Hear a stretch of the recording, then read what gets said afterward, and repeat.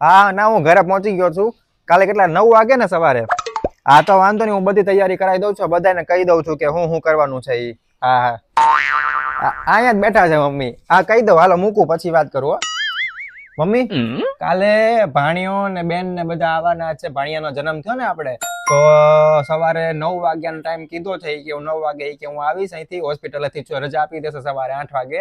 તો જે કઈ તૈયારી કરવાની હોય ને કરી રાખજો. ડેકોરેશન સરસ મજાનું આપણે કરશું, એનો ફુગ્ગા ને એવું બધું લાવીને, બરોબર? હા લે મનીષાને કહી દઉં. હા બોલા મનીષા. હા મમ્મી. જો મનીષા, ઓલાને કાલ રજા આપવાના છે. આપણે દીકરીને ભાણિયો આવ્યો ને એટલે કાલ હોસ્પિટલ માંથી રજા આપવાના છે. તો આપણે મસ્ત મજાનું બધું ડેકોરેશન ને બધું કરી નાખીએ, સરસ તૈયાર. આજે તું બધું કરી નાખજે, ફુગા લઈ આવજે અને ફુગા બધે બાંધી દેજે. પછી જે વસ્તુ લાવવાની હોય ને આ ભાવિનને કહેજે એટલે ઈ તને લાવી દે.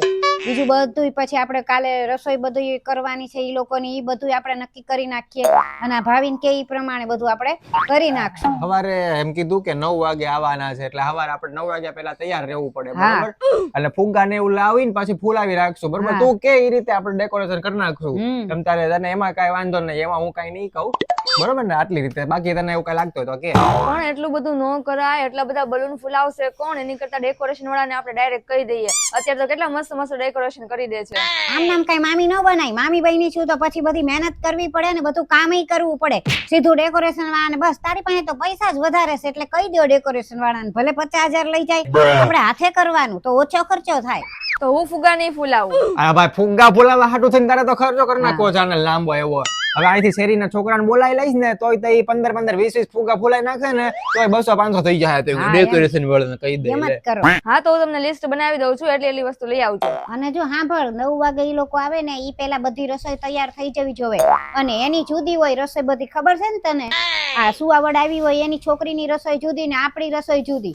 આપણે તો બધુંય ખવાય એટલે આપણી હાટું ઊંધિયું ને પૂરી ને ગુલાબજાંબુ અને એની હાટું રોટલા અને ભાજીનું શાક કરવાનું છે, ખબર છે? ઓ એટલી બધી રસોઈ મારાથી નહીં થાય. કાં તો તમે કરી નાખજો, કાં તો ટિફિન વાળાને કહી દેજો. કેમ કે હું ડેકોરેશન કરું કે રસોઈ કરું? હું તો કઈ કરી જ નથી શકતી. રસોઈ ન કરીએ કેટલા માણાની, અમે તો 50 માણાની રસોઈ કરતા ને અમારી હાવ તો કેટલી અમારી પાસે કામ કરાવતા તોય અમે 10 વાગે નવરા થઈ જતા હતા. તારામાં તો હાવ તેવડ જ નથી.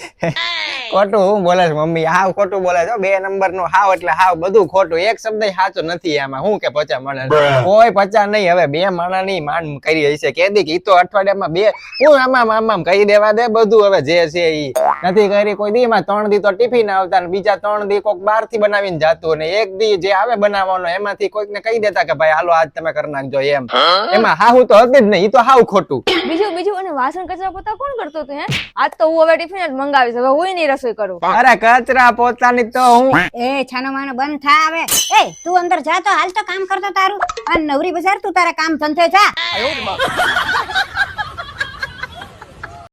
આમ જો ફોન ઉપાડજે, મને ફોન કરું છું, તને બધી વાત કરું. કચરા પોતા વાસણ બધું કહું તને હમણાં.